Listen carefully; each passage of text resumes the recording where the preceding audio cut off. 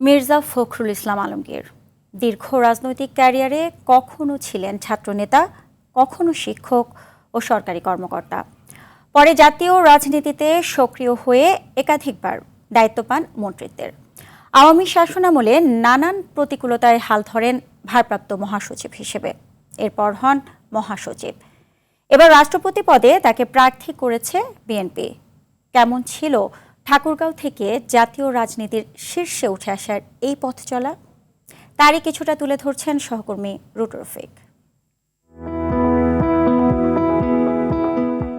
1948 সালের ২৬ জানুয়ারি ঠাকুরগাঁও শহরে এক সম্ভ্রান্ত মুসলিম পরিবারে জন্ম মির্জা ফখরুল ইসলাম আলমগীরের। তার বাবার নাম মির্জা রুহুল আমিন এবং মা ফাতেমা আমিন। 4 ভাই বোনের মধ্যে তিনি সবার বড়।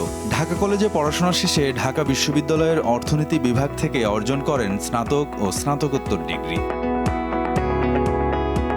রাজনীতিতে তার হাতেখড়ি ছাত্র জীবনেই। 60-এর দশকে ঢাকা বিশ্ববিদ্যালয়ের শিক্ষার্থী থাকাকালে তৎকালীন পূর্ব পাকিস্তান ছাত্র ইউনিয়নের সঙ্গে যুক্ত হন মির্জা ফখরুল। সংগঠনটির ঢাকা বিশ্ববিদ্যালয় শাখার সভাপতি হিসেবেও দায়িত্ব পালন করেন। 1969 সালের গণঅভ্যুত্থানে রাখেন সক্রিয় ভূমিকা। তবে শিক্ষাজীবন শেষে সরাসরি পূর্ণকালীন রাজনীতিতে আসেননি মির্জা ফখরুল। 1972 সালে ঢাকা কলেজে অর্থনীতির শিক্ষক হিসেবে কর্মজীবন শুরু করেন। পরে দেশের বিভিন্ন সরকারি কলেজে শিক্ষকতা করেন। সরকারি প্রশাসনের বিভিন্ন দায়িত্বও ছিলেন।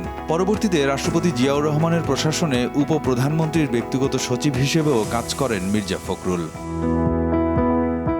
80-র দশকে সরকারি চাকরি ছেড়ে আনুষ্ঠানিকভাবে রাজনীতিতে সক্রিয় হন তিনি। স্থানীয় রাজনীতিতে সম্পৃক্ততার পর 90-এর দশকে বিএনপির রাজনীতিতে তার উত্থান শুরু হয়। 1992 সালে তিনি বিএনপির ঠাকুরগাঁও জেলা শাখার সভাপতি নির্বাচিত হন।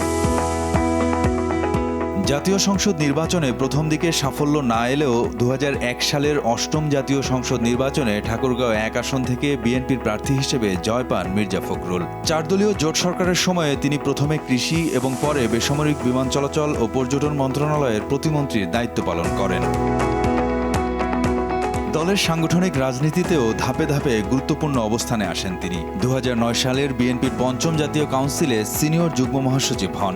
এরপর 2011 সালে মহাসচিব খন্দকার দেলোয়ার হোসেনের মৃত্যুর পর ভারপ্রাপ্ত মহাসচিবের দায়িত্ব পান। 5 বছর পর 2016 সালের 30 মার্চ হন মহাসচিব। বিএনপির দীর্ঘ রাজনৈতিক আন্দোলন সংগ্রামের সময়ে দলটির অন্যতম প্রধান মুখ হিসেবেও সামনে ছিলেন তিনি। দীর্ঘ 17 বছরের ফ্যাসিবাদ বিরোধী আন্দোলনে রাজপথে সামনে থেকে নেতৃত্ব দিয়েছেন বর্ষিয়ান এই নেতা। রাজনৈতিক কর্মসূচি, সংবাদ সম্মেলন এবং দলীয় বক্তব্যে নিয়মিতই প্রতিনিধিত্ব করেছেন বিএনপিকে।